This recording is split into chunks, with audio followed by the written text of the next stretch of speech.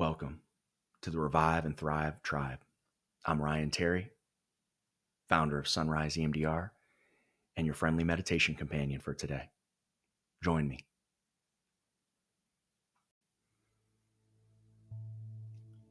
When you're ready, very gently, shepherding the awareness and placing it right with the breath as we begin, just by noticing and allowing.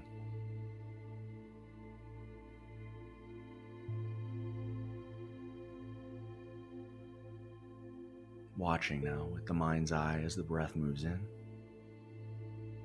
and then rolls out. Being curious and watching as the body gets whatever it needs on its own.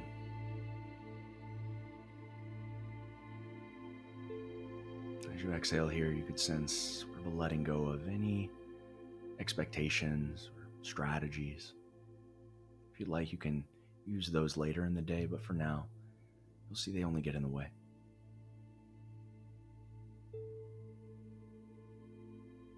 So we're just breathing and letting everything be as it is.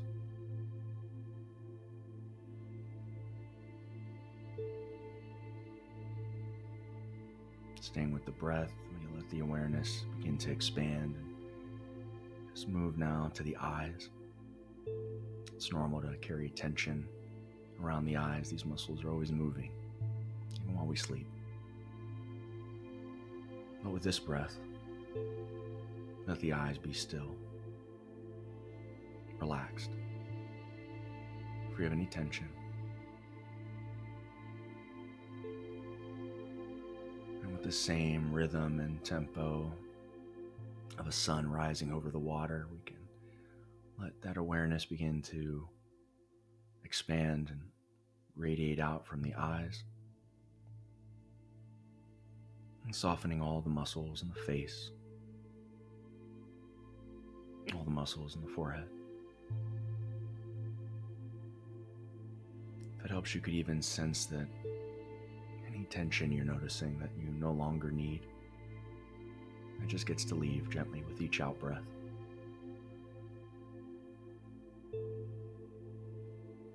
But this is not aggressive. This is just like holding the door open for a friend as they leave our house.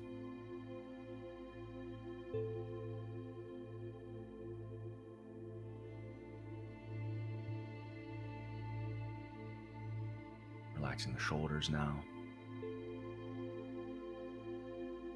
And just scanning the body down the spine.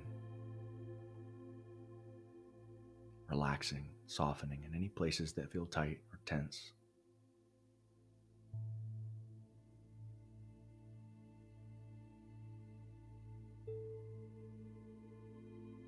Just breathing now, feeling the body in wholeness.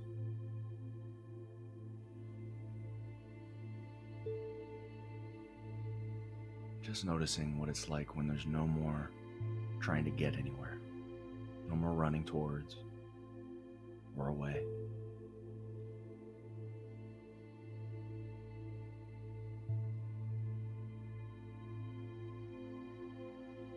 Letting yourself be fully here.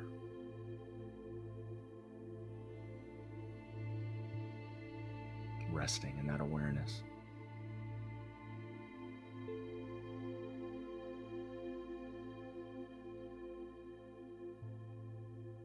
Breathing out and sensing a detaching of all the stories about the past.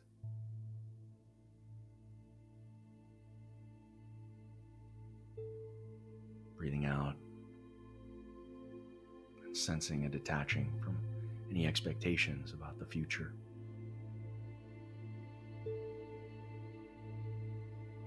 And there's no more stories. There's no more planning.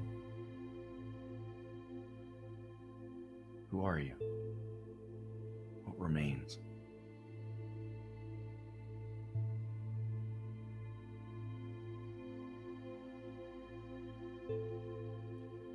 As we close our practice, I'd just like to invite you to bring to mind someone you're grateful for.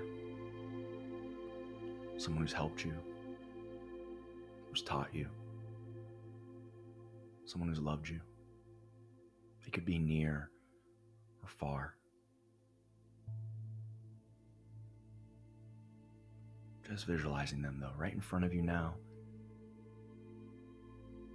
Your eyes meet. Maybe a soft smile comes to their face and to yours.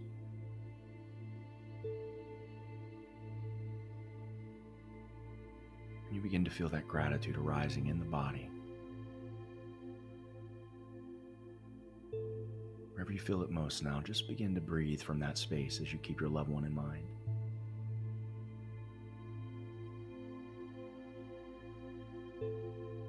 Maybe even offering them some kind phrases. We keep it simple. Looking into their eyes, they look back into yours. And as you breathe in, maybe just saying softly to yourself, thank you.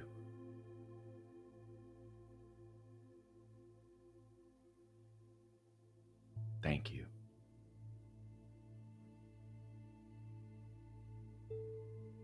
Thank you.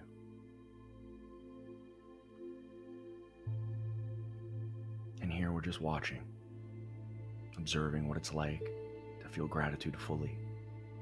You'll see that it's not really an emotion. Emotions are there, but it's more like a state of being.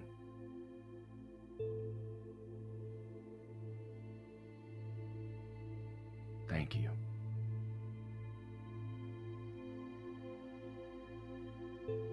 Thank you.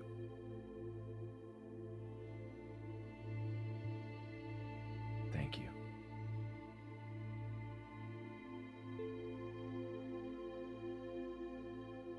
If at any time your mind is pulled away from the practice, that's fine.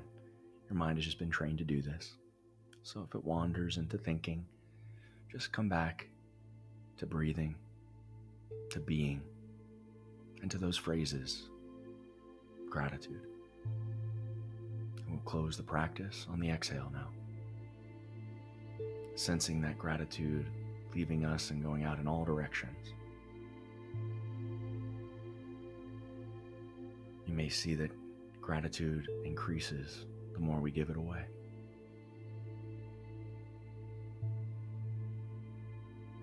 Thank you. Thank you.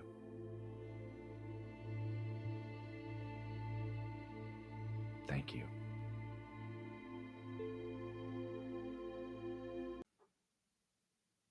So a few things on gratitude and gratitude practice. Now, these meditations go back probably farther than we could even know, but as far as I'm aware, the earliest writings are just over 4,000 years ago. And there are many forms of gratitude practice. If you've listened to the meditation that we just recorded, then you'll know the direction of gratitude is something we focused on. So we can start like we did just by bringing someone to mind who opens our heart, who we really love. It could be someone who's passed away. It could be someone you're close to every day. It could be a part of yourself, of course. It could also be with people as you get more practice where there's some barrier, there's some resentment even. And these are a really nice way of dissolving that resentment. It's very interesting that oftentimes people seem to have the most challenging relationships with the people they love the most. And these meditations I find really helpful to not get lost in emotions and reactions of the past that are present.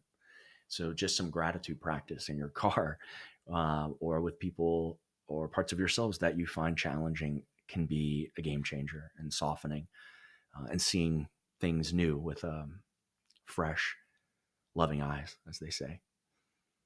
The neuroscience of gratitude is actually really something that's been written on a lot in the last 10 years by people like Brene Brown, Tara Brach, the Dalai Lama, Richie Davidson, and David Eagleman, just to name a few. And I appreciate all of their works.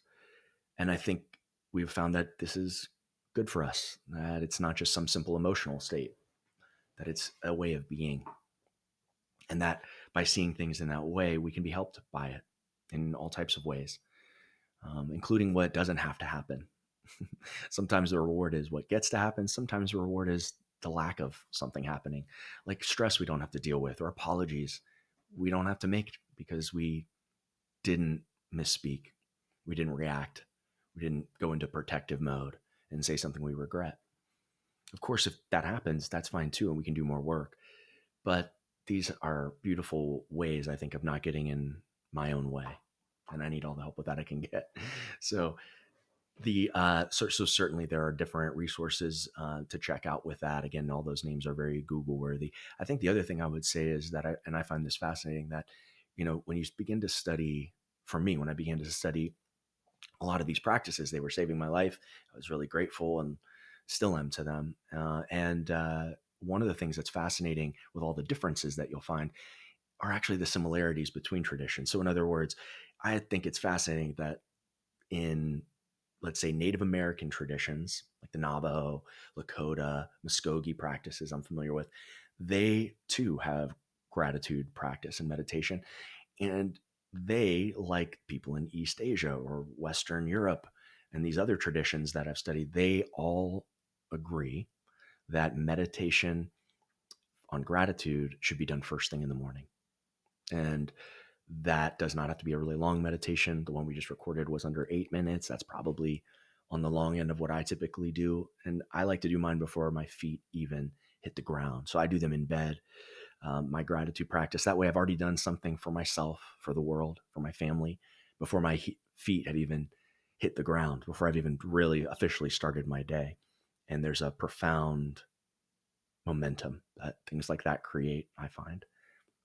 So gratitude first thing, and we'll talk about maybe what comes after. I'll just say for a teaser for the next meditation, we're going to talk about compassion, and that is what is done at the end of the day. So it's a really helpful practice. I could talk a lot more about it, but for now, I will just say it's an incredibly stabilizing practice that probably millions of people have done before you and I, but we're in their lineage and their tradition. So there's a lot of a lot of gratitude for that. But to practice gratitude first thing as we begin our day, and then set our intentions, and then closing out the day with a compassion meditation really bookends the day, as I say, and really adds continuity to things that we're working on. Like they say, if you never aim, you'll always miss.